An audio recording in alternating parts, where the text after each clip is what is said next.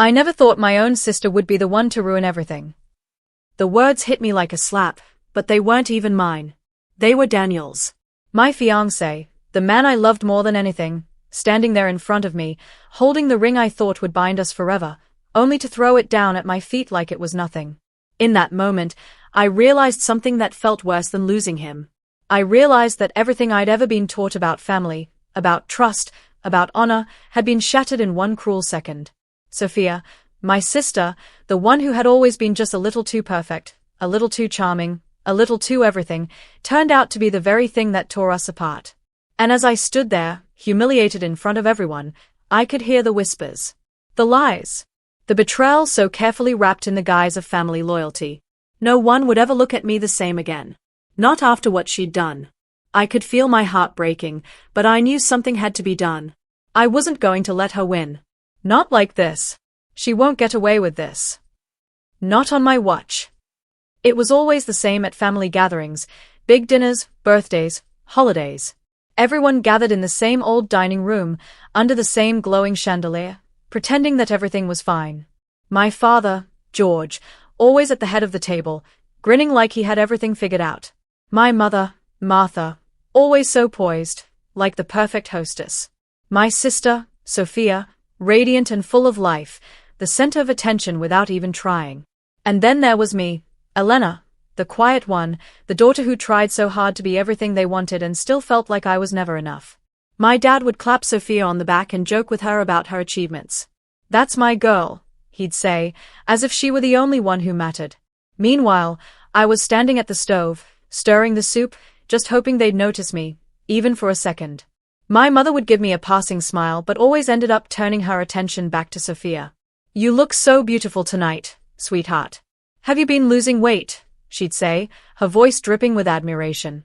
Meanwhile, I was lucky if they noticed I'd even changed my outfit. I'd worked hard my whole life to fit in with them. Tried so hard to be the daughter who could make them proud. But it was like I was invisible. Sophia was the perfect child. Smart, confident, outgoing. And somehow, everything she did seemed to shine brighter than what I did. It wasn't that I didn't love her. I did. But there was always this silent competition between us, one I never stood a chance of winning. I remember one night, just a few weeks before the engagement, sitting at the kitchen table with my dad. I was telling him about a promotion I'd been working toward, something I'd poured my heart into, and how it was finally within reach. His eyes were glued to his phone, barely listening. "That's nice, Elena," he muttered. "But have you seen Sophia's new internship? She's getting noticed by all the right people, you know. I'm telling you, that girl's going places." I smiled and nodded, but the truth stung. I didn't want to compete with her. I just wanted to matter. To be seen for who I was, not always living in her shadow. Even during the small moments, I felt it. That constant comparison. At family picnics, Sophia was the one everyone joked with. The one who had their attention, who made them laugh. I'd sit quietly, half smiling, half listening, wondering how it felt to be her, how it felt to be the one everyone adored. Meanwhile, I just watched from the sidelines, wishing that one day, maybe, I'd be the one to take the spotlight. But it never happened. And then came Daniel. At first, I thought maybe, just maybe, I'd finally found someone who saw me, the real me. He was kind, attentive, and genuinely interested in my thoughts, in what I had to say. He told me I was beautiful in ways that made me believe him. For the first time in years, I felt valued, like I had something of my own that wasn't tied to family expectations. Our engagement felt like a dream come true. My father gave his approval, and for the first time, I felt like I was worthy. But as the days passed, I started noticing small things. Subtle looks between my mother and Sophia. A tight smile here, a cold shoulder there. It was like they weren't happy for me, like something was off.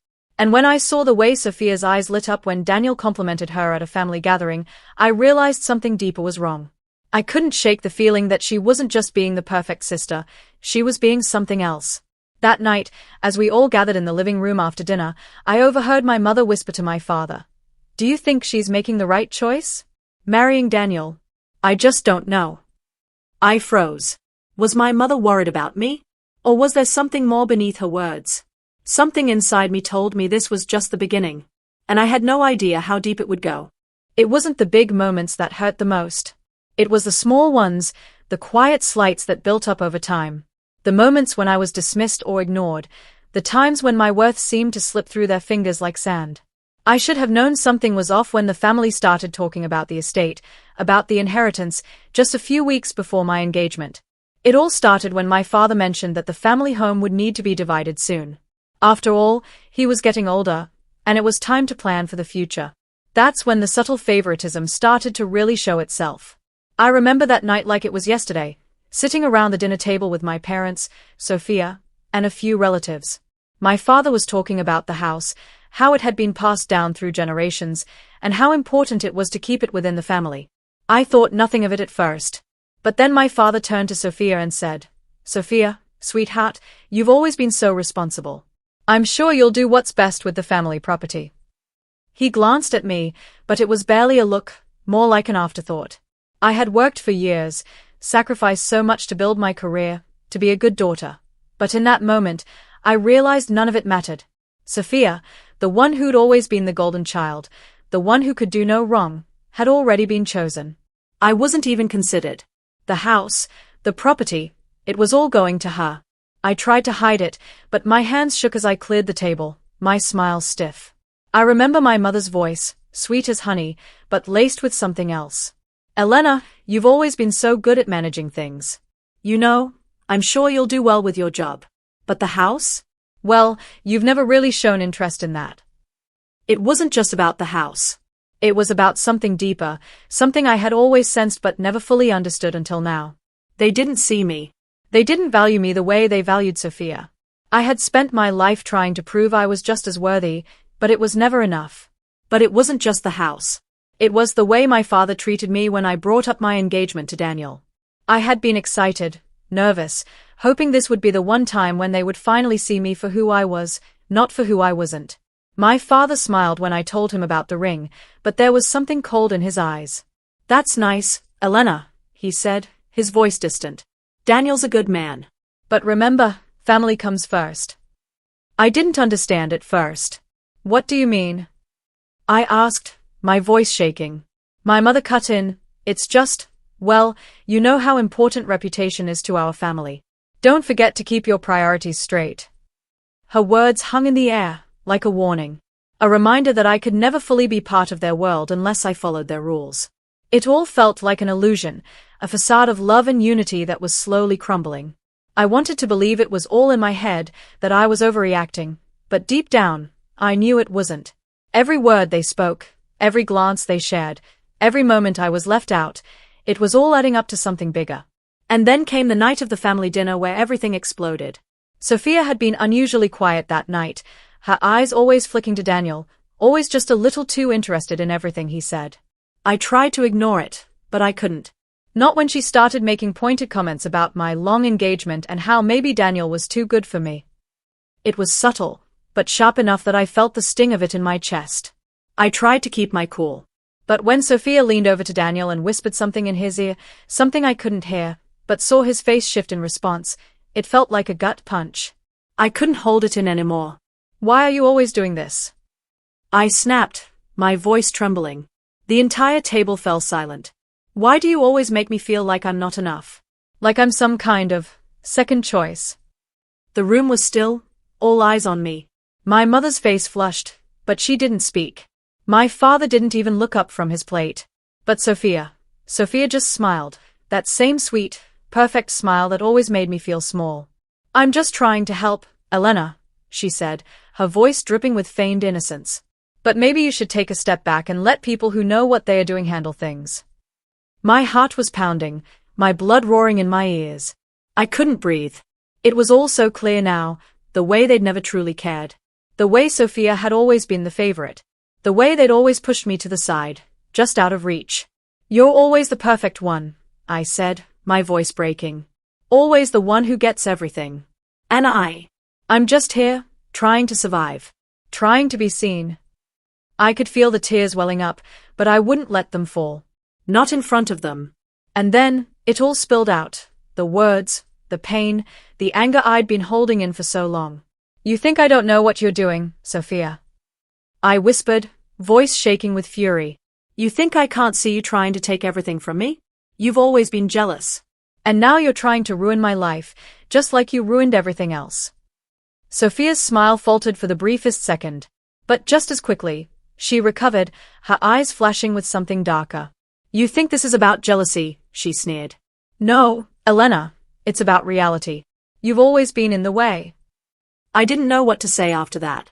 The air felt thick with everything unsaid, everything broken.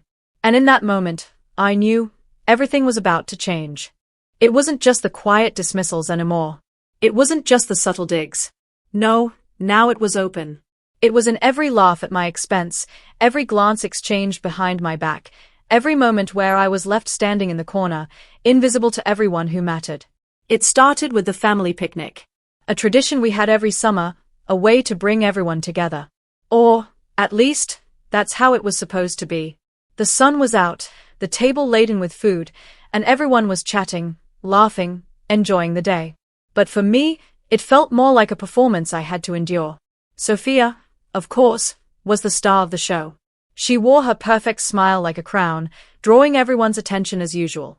My father ruffled her hair, beaming with pride as if she were the child he'd always dreamed of. My mother, too, hovered around her, making sure she had everything she needed. And then there was me, sitting alone at the far end of the table, picking at my food, pretending it didn't bother me. I wasn't even sure why I bothered anymore. Sophia didn't miss an opportunity to make her little comments. As the day wore on, she made sure to ask Daniel every question that could make me feel small. Oh, Daniel, I heard you got a promotion at work. That's amazing. You must be so proud, she'd say, her voice dripping with sweetness. I'm sure Elena is just thrilled for you. The words stung, but I bit my tongue, not wanting to make a scene. I couldn't let her know she was getting under my skin. Not yet. But then, just when I thought it couldn't get worse, she did it. Right in front of everyone. I'm so glad you and Daniel are getting married, Elena, she said, laughing lightly, her eyes glinting. But honestly, I'm not sure you're ready for this. You're always so distracted. I mean, Daniel's such a catch. I just hope you can keep up with him. I felt my chest tighten. Everyone at the table froze, looking between me and her, waiting for a reaction. My face flushed hot, but I refused to let the tears spill. I had learned to control them by now. But the look on my father's face, his disapproval, his coldness, made me feel like I was nothing. Like I was invisible. My mother's gaze flickered from Sophia to me, and for a brief moment, I could see the discomfort in her eyes. But she quickly looked away, her loyalty clearly lying with Sophia. I forced a smile, though it felt more like a grimace. Thanks for the advice, Sophia, I said, my voice steady despite the pounding in my chest. I'll keep that in mind. The rest of the day passed in a blur, each moment more suffocating than the last. Every time I caught Daniel's eye, I saw that little flicker of doubt that Sophia had planted there. And I couldn't do anything to erase it. Every laugh, every whisper behind my back, every reminder that I was never quite enough, felt like a small knife digging deeper into my skin. A week later, things got even worse. It was my father's birthday, and we were hosting a dinner at the house. I thought, maybe, just maybe, this time I would be able to make them proud. I dressed carefully, my hair done just right, trying to be the daughter they could finally love. But when I walked into the room, the tension was thick, the air heavy with something I couldn't quite put my finger on. Sophia was sitting next to Daniel, her hand resting lightly on his arm. The way she looked at him, so possessive, so calculated, it made me sick. And my father?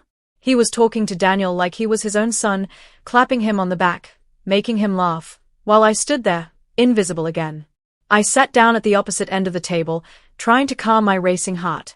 But the silence between us, between them, was suffocating. My mother barely acknowledged me.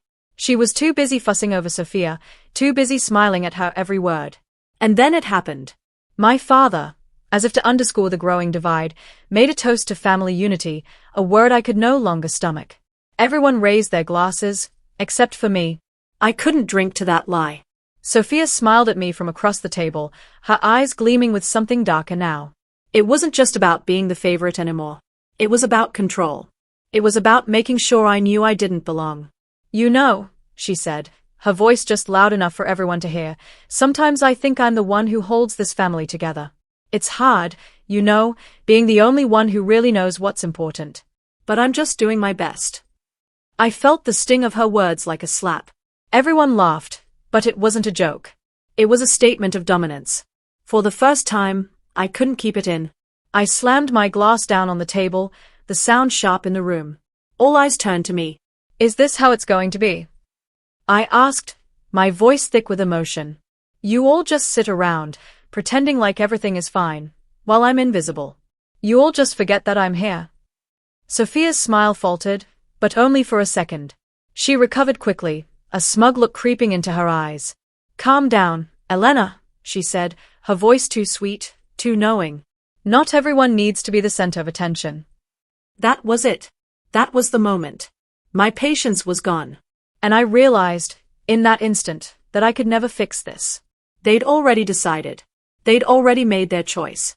I wasn't just the second choice. I wasn't even a choice at all. I stood up, heart pounding, tears burning at the back of my eyes, but I wouldn't let them fall.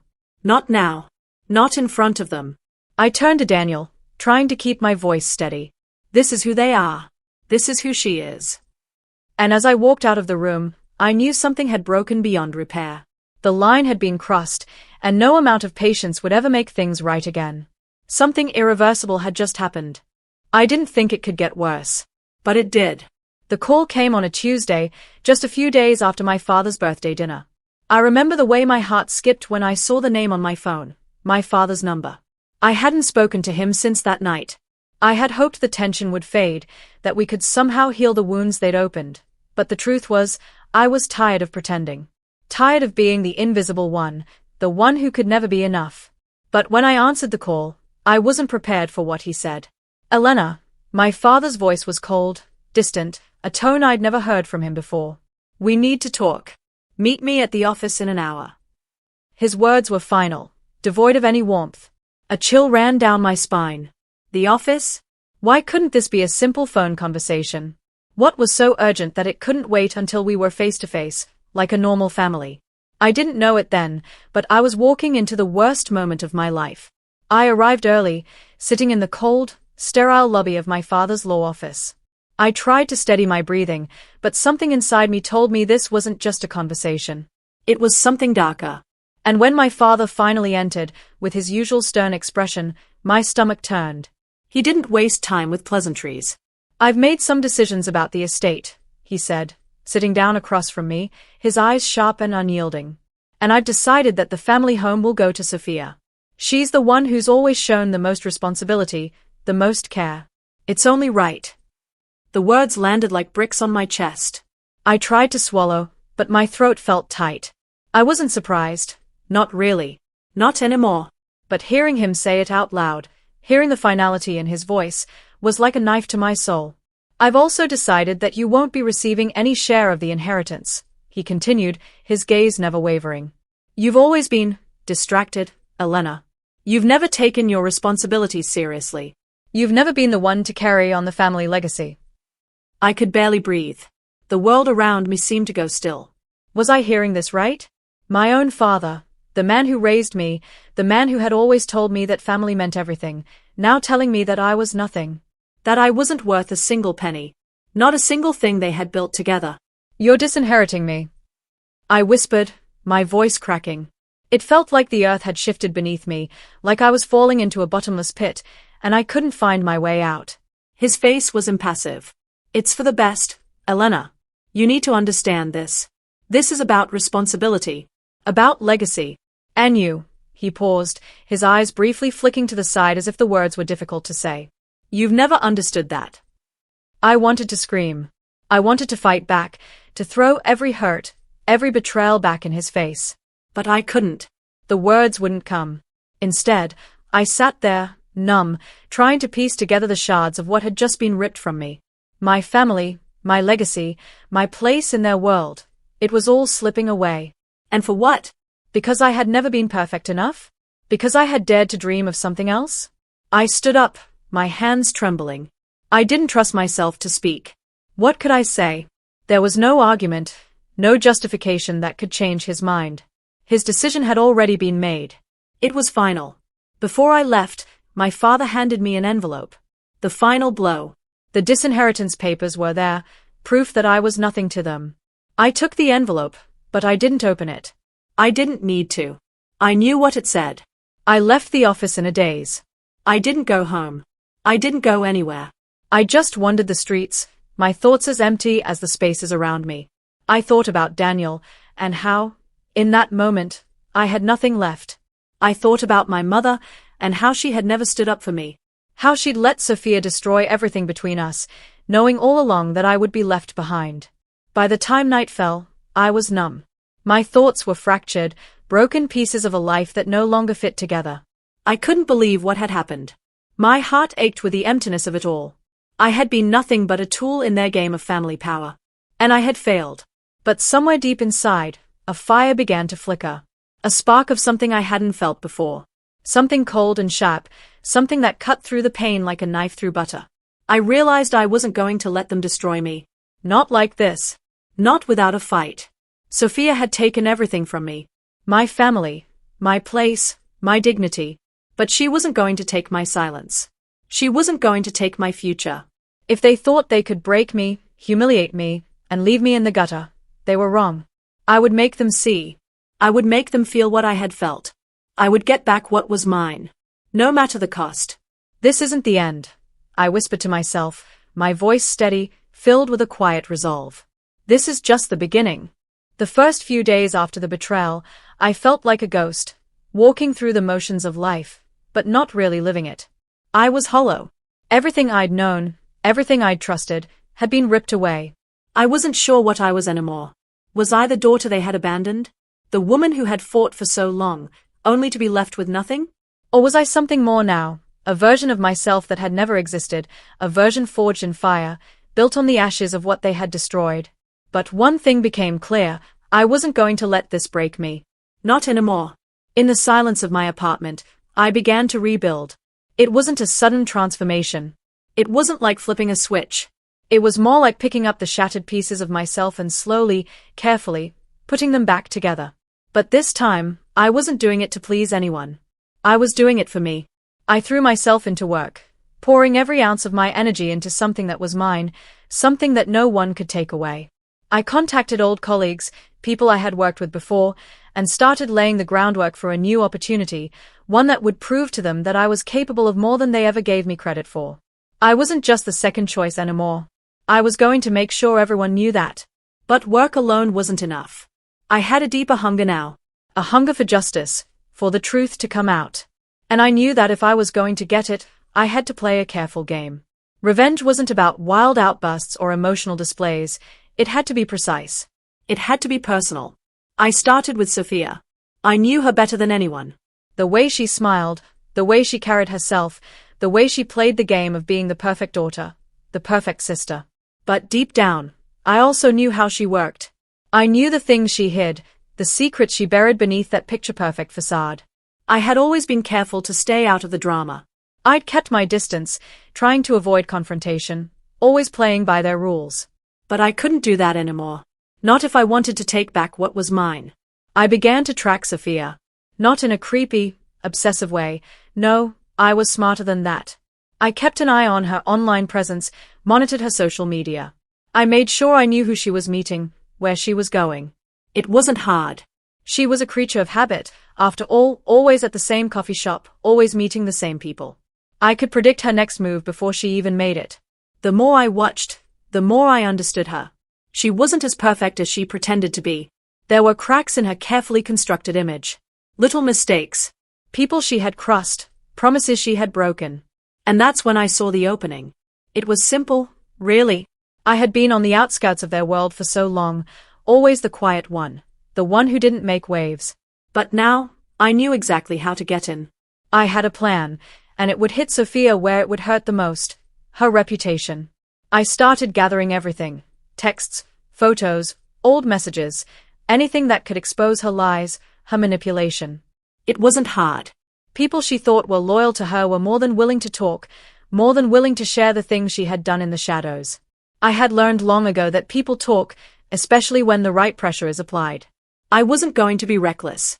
I wasn't going to just drop everything all at once. No, I was going to wait for the right moment. The perfect moment.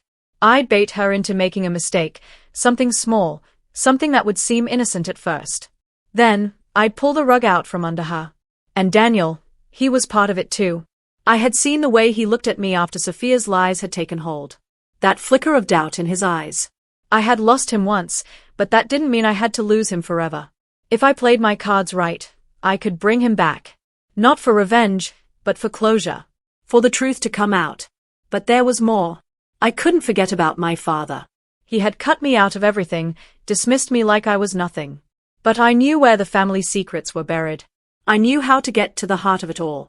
And if I had to expose everything, the lies, the favoritism, the manipulation, then I would. I would show them who I really was. I would show them that I wasn't the broken, discarded daughter they thought I was. I was someone who could fight back. Someone who could bring their house of cards crashing down. The plan was taking shape. It felt dangerous, but that was the point. The deeper I went, the more personal it became. I wasn't doing this for revenge alone. I was doing it to take back my power, to take back my dignity. I was doing it for me. But there was one moment, one crucial part of the plan, that still unsettled me. The confrontation. The moment when it would all come to a head. Would I be able to do it? Would I go through with it, knowing how much it would destroy? It wasn't just about ruining their lives, it was about making sure I was never the victim again. The question echoed in my mind as I stood there, looking at the evidence I'd gathered, the plan I had put into motion. Was I really ready to bring it all down? The answer didn't come right away. But somewhere deep inside, I knew I would. And when the time came, I would be ready. This time, the game would be mine to win. The night of the family gala was supposed to be just another event. An elegant gathering where everyone would put on their best faces, smile through the pain, and pretend that everything was as it should be. But for me, it was the moment of reckoning. The culmination of everything they had done to me, everything I had lost. This was the night when the truth would finally break free, and they would have no choice but to face it. The grand ballroom was filled with laughter and the clinking of glasses, but I barely heard any of it. My heart was pounding in my chest, every beat reminding me that this was the moment I had been waiting for. I had already sent the invitations, Sophia, my father, my mother, Daniel, and a few others. And I had already made sure that the evidence was in place, ready to be exposed for all to see. The lights were dimmed for the speeches, and I stood at the back of the room, watching as Sophia stood at the center with Daniel by her side. She looked radiant, the picture of perfection, just as she always did. But tonight, she was unaware of the storm brewing beneath the surface. And when she spoke, it was like the calm before the storm. "Thank you all for being here tonight," she said, her voice smooth and confident. "We're so lucky to have such an amazing family, and I know we all just want what's best for each other." Her smile was saccharine, like she was the angel in this room of sinners. It made me sick. I could feel my blood boiling, the tightness in my chest growing with each word she spoke. I waited for the right moment. I could feel my pulse in my throat, the adrenaline coursing through me. I knew I had one shot at this. It had to be perfect. "Excuse me, Sophia," I said, my voice cutting through the chatter. The room went silent. All eyes turned toward me, and for the first time in my life, I felt the weight of their attention, not as a burden, but as power. Sophia's eyes flashed with surprise, and for the first time that night, she looked caught off guard. "Elena, what are you doing here?" she asked, trying to mask the discomfort in her voice with a polite smile. But I saw the flicker of fear in her eyes, and that was enough to fuel me. "I'm here for the truth," I said, my voice steady, though the emotions swirling inside of me were anything but calm. "The truth about who's been playing everyone, about who's been pulling the strings in this family." A murmur ran through the crowd. I could feel the tension rise. My father's eyes narrowed, but I ignored him. This was my moment. "I'm sure you all remember that night when Sophia got engaged," I said, glancing over at Daniel, who looked confused but intrigued. "But what you don't know is the truth behind it. What you don't know is the lie that almost destroyed me." Sophia's face paled slightly, but she quickly regained her composure. "What are you talking about, Elena?" she asked, her voice wavering just a bit. "You're making no sense." "I'm making perfect sense," I shot back. "I'm talking about the lies you told Daniel. The lies you planted in his mind, the lies you used to tear us apart. And I'm talking about how you made sure I was disinherited, how you made sure I had nothing left while you took everything." The room was still now, Everyone listening. My father shifted uncomfortably, but I didn't care. I had their attention, and I wasn't going to waste it. I have the proof, I said, pulling out my phone, my hands steady despite the storm of emotions inside. I tapped the screen and played a recording, the sound of Sophia's voice clearly audible. The clip played through the speakers, and I could hear Sophia's voice from an earlier conversation, one she thought no one had heard. You don't need Elena anymore. She's not part of this family. It's time to cut her out. We can take everything, the inheritance, the house, and make sure she never gets a cent. A gasp echoed through the room, and I saw my father's face twist in shock, then anger. He started, but I wasn't done yet. I also have the messages, I continued, bringing up screenshots of text conversations, messages from Sophia to her friends, bragging about how she had convinced Daniel that I was unworthy of his love, that I was a liar, that I wasn't fit for their perfect family. Each message was a dagger, each word another betrayal. The room was in chaos. People were muttering, eyes wide with disbelief, some turning to each other, others staring at Sophia, who now stood frozen, her perfect image shattered. My mother looked as if she might faint. And Daniel. Daniel stood there, his face pale, his mouth slightly open, processing everything. Is this true? Daniel's voice cracked, and I turned to him. Sophia, is this really what you've been doing? Sophia opened her mouth, but no words came out. She was speechless, cornered, and for the first time, I saw her vulnerability. It wasn't the confident, manipulative woman I had known. It was the frightened, exposed girl who had always hidden behind her lies. Tell him, I said, my voice low and firm. Tell him everything. Tell him how you used him, how you destroyed my life just to make sure you came out on top. Tell him how you've been playing all of us, just so you could get what you wanted. Sophia's eyes darted around the room, searching for an escape, but there was none. She had been exposed. You're a liar, she finally screamed, her voice shaking. You're trying to ruin everything. No, I said, my voice cold. You ruined everything. You just didn't think anyone would find out. The room was silent, the weight of the moment pressing down on everyone. My father's face was a mix of fury and shame. My mother, who had always sided with Sophia, was now silent, her face pale with the weight of the truth. And then, in the stillness, Daniel's voice broke through. I can't believe this. He looked at me, his expression filled with regret, but also something deeper, understanding. I'm so sorry, Elena. I should have trusted you. I should have believed you. I stood there, my heart racing, not sure how to feel. This wasn't about winning back Daniel. It wasn't even about getting revenge anymore. It was about the truth. It was about taking back my power. And in that moment, I realized, no matter how broken I had been, no matter how far they had pushed me down, I was standing tall now. And nothing could ever take that from me again. Sophia's world had just come crashing down. And for once, I felt the weight of justice on my side. The room was still. The whispers had faded. The shock had settled. And now, there was only silence. The kind of silence that follows the collapse of something long believed to be solid. The kind that fills the space where lies once thrived, now exposed for all to see. Sophia stood there, frozen in her tracks, her face pale and contorted with a mixture of rage and disbelief. My father and mother were silent, their expressions a mixture of guilt and shame that they could no longer hide. Daniel was different. His face had softened, the flicker of doubt replaced with something else. Remorse, maybe, but also a recognition of the truth. I didn't need to say anything more. The damage had been done. The truth had been spoken, and there was no way to unhear it. I turned and walked toward the door. There was no need for any dramatic parting words, no need to wait for their apologies or their explanations. The truth had already set its course. My presence there was no longer necessary. As I stepped into the hallway, the weight of the moment settled on my shoulders.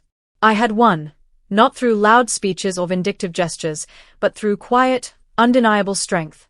I had finally stood up for myself, finally reclaimed my dignity, and as I walked away, I could feel the burden lifting, piece by piece, until it was no longer a weight on my chest but a lightness in my step. Outside, the air was cool, and the city lights flickered around me, as if the world itself was turning a page. I breathed in deeply, feeling the stillness of the night wrap around me like a comforting embrace. I wasn't broken anymore. I wasn't the girl who had been discarded, left to fade into the background of their lives. I was the woman who had fought for her truth, who had stood tall in the face of betrayal, and who had walked away with her self-respect intact. Sometimes, the only person you need to win back is yourself, I whispered to myself, the words tasting like freedom. It wasn't about winning or losing anymore. It wasn't about revenge. It was about understanding that I was worth more than the life they had tried to define for me. My father, my mother, Sophia, they could keep their power, their wealth, their illusions of control. I had something they didn't: peace. Daniel's apology, though heartfelt, wasn't what mattered now. I had long ago realized that no one could give me the kind of peace I needed but me. I had been seeking approval, acceptance, and love from people who didn't see me, not truly, not for who I was, but now, I knew better. I didn't need their validation. I didn't need their approval. I had my own. As I walked away from that place, leaving behind the lies and the hollow promises, I realized that dignity wasn't something they could take from me. It wasn't something that could be earned from external sources. It was something I had to give to myself. It was something I had to fight for, something I had to protect, no matter what. The lesson had been harsh, but it was the only one that mattered. No one can define your worth but you. In the end, no matter how much they tried to tear me down, I was still standing. I was still here. And that, in itself, was enough. I didn't look back as I walked into the night. I didn't need to. The journey forward was the only one that mattered now. And as I moved forward, with my head held high, I knew one thing for certain. I had taken back everything that had been stolen from me, and no one could ever take it again.